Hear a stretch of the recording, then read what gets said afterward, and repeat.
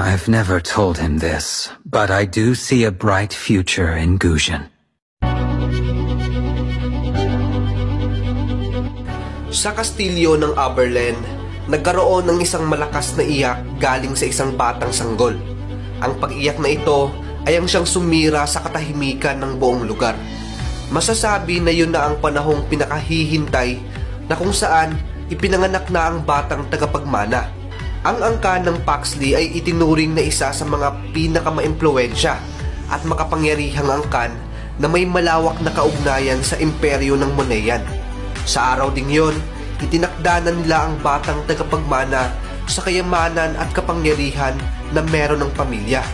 Ang ama ng batang sanggol ay nagangalang si Duke Paxley at ang batang isinilang naman ay pinangalanan itong Aemon. Di nagtagal, nasundan pa ito na gumawa sa kanya bilang isang panganay. Ngunit si Aemon na itinuring na panganay at tagapagmana, sumailalim siya sa napakahigpit na pagtrato at pagdidisiplina. Ni minsan ay hindi man lang siya pinayagan sa gusto nito na maging malaya sa sarili, gaya ng kanyang kapatid na si Guzhen. Sa buong kabataan ni Aemon, nilamon na ito ng pag-aaral ng mga tungkulin sa buong araw.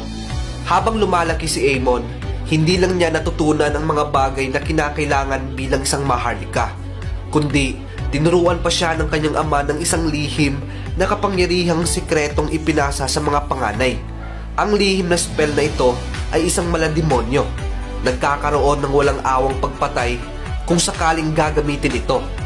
Nung nalaman ni Aemon ang bagay na to, nagdulot ito ng malaking pagkaalinlangan sa kanyang sarili dahil sa hindi ito